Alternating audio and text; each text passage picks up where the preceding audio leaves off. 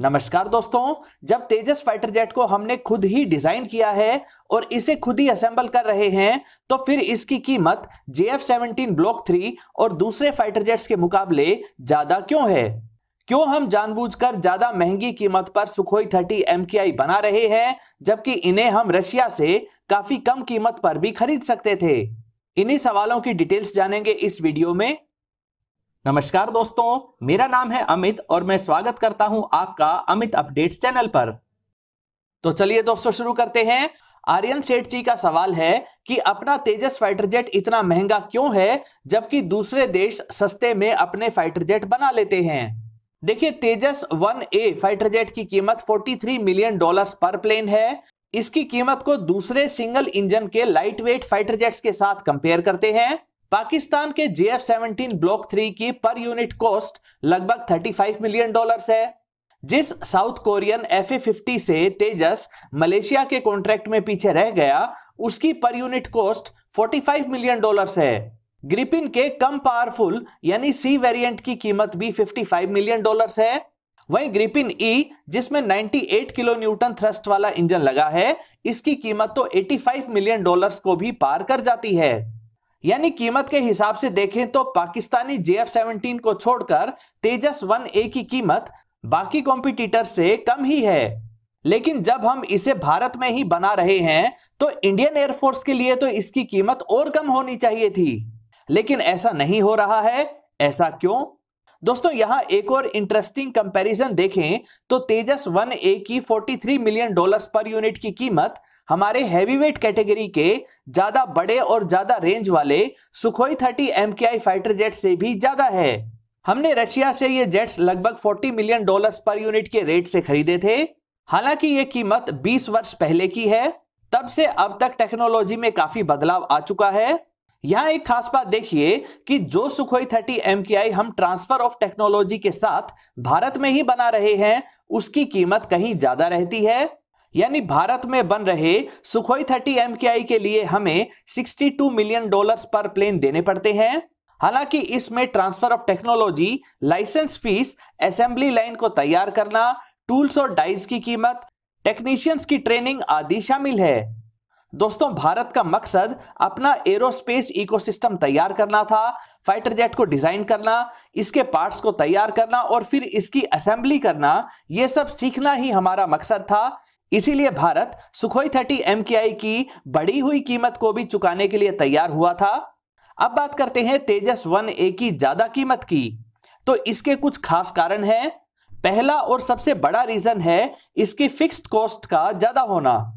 किसी भी fighter jet की तरह तेजस 1A की कीमत में इसके एयरफ्रेम, इसकी टेक्नोलॉजी के साथ वो कीमत भी जुड़ी है जो इसके डेवलपमेंट और टेस्टिंग में खर्च हुई है। इसी फिक्स्ड कॉस्ट की डिटेल को समझते हैं। तेजस जेट की फर्स्ट फ्लाइट हुई थी 2001 में और इसे 15 वर्षों के बाद यानी 2016 में इंडियन एयरफोर्स में शामिल किया गया। यानी इसको बनाने में लगे 25 वर्षों में से 15 वर्ष तो इसकी फ्लाइट टेस्टिंग में ही लग गए। वैसे तो ज्यादातर नए फाइटर जेट्स की फ्लाइट टेस्टिंग में लगभग 5 वर्ष ही लगते हैं, लेकिन हमें तेजस जेट में 15 वर्ष लगे। ऐसा इसलिए हुआ क्योंकि हमें सब कुछ बिल्कुल शुरू से करना पड़ा। हमें फाइटर जेट को डिजाइन करने का एक्सपीरियंस नहीं था। वैसे तो हमारा खुद का बनाया गया पहला फाइटर जेट HF-24 मारुत था, लेकिन इस प्रोजेक्ट को बहुत पहले ही बंद करके हमने इसको बनाने में जो वैल्यूएबल एक्सपीरियंस हासिल किया था उसे बेकार जाने दिया। तो हमें तेजस जेट के लिए फिर से शुरुआत करनी पड़ी। इसके एयरफ्रेम को अच्छे से अलग अलग फ्लाइट कंडीशंस में चेक किया गया, जरूरी बदलाव भी किए गए। फिर एक एक टेक्नोलॉजी इसके एयरफ्रेम में लगाकर दोबारा एक लंबे समय तक टेस्टिंग होती थी। जैसे इसमें ट्रैकिंग रडार लगाकर उसकी टेस्टिंग की गई। पूरी तरह से सेटिस्फाइड होने के बाद इलेक्ट्रॉनिक वॉरफेयर सूट को जोड़कर उसकी टेस्टिंग हुई। फिर जैमर्स को टेस्ट करना, उसके बाद एक एक करके अलग अलग तरह की मिसाइल्स को इंटीग्रेट करके उनकी टेस्टिंग करना। जहां जरूरी हुआ वहां कंप्यूटर सॉफ्टवेयर और इसके हार्डवेयर में चेंजेस करके फिर टेस्टिंग की गई। भारत पहली बार इतने कॉम्प्लेक्स फाइटर जेट को बना रहा था। पहली बार खुद से तैयार करके advanced fly by wire system इसमें लगाया गया था। इन सभी ट्रायल्स और लंबी टेस्टिंग को करना, कार्बन फाइबर कंपोजिट मटेरियल से इसकी बॉडी को तैयार करना, पार्ट्स व एयरफ्रेम को तैयार करने के लिए टूल्स, डाइस, असेंबली मशीन्स को खरीदना, इसके पार्ट्स को बनाने के लिए नए मेटल अलॉयज को डेवलप करना, नए वेंडर्स को तैयार करना, इन वेंडर्स को टेक्नोलॉजी ट्रांसफर करना, इन्हें ये पार्ट्स को बनाने की प्रोसेस सिखाना, असेंबली लाइन तैयार करना, टेक्नीशियंस को इस जेट को असेंबल करना सिखाना, ये सारी प्रोसेस मिलकर तेजस जेट की फिक्स्ड कॉस्ट को बढ़ाते गए। लेकिन दोस्तों ये जरूरी खर्चा था और हमें एक बार तो ये इन्वेस्टमेंट करनी ही थी। इसका फायदा ये रहेगा कि जो नया वेरिएंट यानी कि तेजस MK2 बन रहा है, इसकी टेस्टिंग में 15 वर्षों की बजाय सिर्फ 5 वर्ष ही लगेंगे। तेजस 1A की फिक्स्ड कॉस्ट से ही काफी कुछ तेजस MK2 के लिए भी कवर हो जाएगा। इसी वजह से तेजस MK2 की पर यूनिट कॉस्ट 55 से लेकर $60 मिलियन से ज्यादा नहीं रहेगी, जबकि इसी कैटेगरी के ग्रिपिन ई फाइटर जेट की कीमत $85 मिलियन पर यूनिट से भी ज्यादा रहती है। तेजस 1A फाइटर जेट की कीमत का थोड़ा ज्यादा होने के पीछे दूसरी बड़ी वजह है इसकी टेक्नोलॉजी का काफी एडवांस्ड होना। इसमें ज्यादा एडवांस्ड और reliable fly by wire system लगाया गया है, ज्यादा रेंज वाला ASA रडार लगा है जिसे जैम कर पाना बेहद मुश्किल है। इसमें पायलट्स के लिए ऑनबोर्ड ऑक्सीजन जनरेटर भी मौजूद है। यहां तक कि स्टेल्थी जेट्स को उनके हीट सिग्नेचर से ट्रैक करने के लिए लॉन्ग रेंज का IRST सिस्टम भी लगाया गया है। फुली डिजिटल ग्लास कॉकपिट के साथ साथ एडवांस्ड हेलमेट माउंटेड डिस्प्ले की कैपेबिलिटी भी इंटीग्रेट की गई है। खुद को दुश्मन की मिसाइल से बचाए रखने के लिए एडवांस्ड इलेक्ट्रॉनिक वॉरफेयर सूट और पावरफुल जैमर्स भी इसमें लगे हुए हैं। इसका रडार क्रॉस सेक्शन कम रखने के लिए इसके एयर फ्रेम का ज्यादातर हिस्सा कार्बन कंपोजिट मटेरियल से बनाया गया है।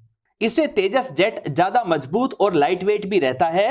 ये सभी टेक्नोलॉजीज तेजस 1A को अपने कॉम्पिटिटर यानी कि JF-17 ब्लॉक 3 और FA-50 से ज्यादा कैपेबल और ज्यादा एडवांस्ड बनाती हैं।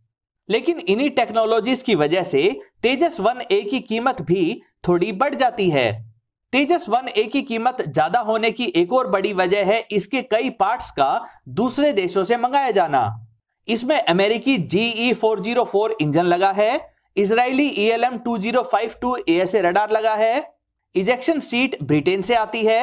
इन सबको दूसरे देशों से मंगवाया जाता है जिसमें इनको बनाने वाली कंपनीज का प्रॉफिट जुड़ा होता है, ट्रांसपोर्टेशन कॉस्ट, लाइसेंस फीस और दूसरे टैक्सेस भी जुड़े होते हैं। तेजस 1A की टोटल कॉस्ट का 40% हिस्सा इन्हीं विदेशी पार्ट्स का है। हालांकि हिंदुस्तान एरोनॉटिक्स लिमिटेड अपनी तरफ से पूरी कोशिश कर रहा है कि इनको सस्ते स्वदेशी पार्ट से रिप्लेस किया जा सके। हमारा उत्तम ASA रडार भी डेवलप हो चुका है। इसके इंजन के लिए भी कॉन्ट्रैक्ट्स किए जा रहे हैं जिससे स्वदेशी तौर पर आगे चलकर 110 किलो न्यूटन का इंजन तैयार कर सकें। अब तो इजेक्शन सीट को भी खुद से तैयार करने की तैयारी हो रही है। थोड़ा टाइम जरूर लगेगा लेकिन धीरे धीरे करके सभी विदेशी पार्ट्स का स्वदेशी रिप्लेसमेंट तैयार किया जा रहा है। अब इसके फ्रंटल रडार रेडोम और टायर्स भी इंडिया में ही बनने शुरू हो गए हैं।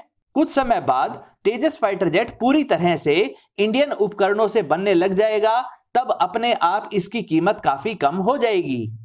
इसके अलावा अभी तक तेजस जेट की कीमत इसलिए भी ज्यादा थी क्योंकि इसे काफी लिमिटेड नंबर्स में बनाया गया था। पहले सिर्फ 40 तेजस मार्क 1 का लिमिटेड ऑर्डर दिया गया था, लेकिन अब 83 तेजस 1A का ऑर्डर भी दिया जा चुका है और इस ऑर्डर में 50 और जेट्स को भी जोड़ा जा सकता है। विदेशों में जिस तरीके से तेजस जेट अपनी कैपेबिलिटी से लोगों को इंप्रेस कर रहा है, उसे देखते हुए जल्दी ही इसको बड़ी संख्या में एक्सपोर्ट ऑर्डर्स भी मिल जाएंगे। जब ज्यादा नंबर्स में तेजस जेट बनने लगेंगे तो जाहिर सी बात है इसकी पर यूनिट कॉस्ट भी कम होती जाएगी। दोस्तों, आपकी राय में क्या तेजस जेट अपनी कैपेबिलिटीज और एडवांस्ड टेक्नोलॉजीज के हिसाब से अपनी कीमत को जस्टिफाई करता है या नहीं? अपनी राय कमेंट सेक्शन में जरूर लिखें। दोस्तों, अगर ये वीडियो आपको पसंद आई हो तो इसे लाइक करिए, दोस्तों के साथ शेयर करिए और चैनल को सब्सक्राइब करना ना भूलें। नमस्कार।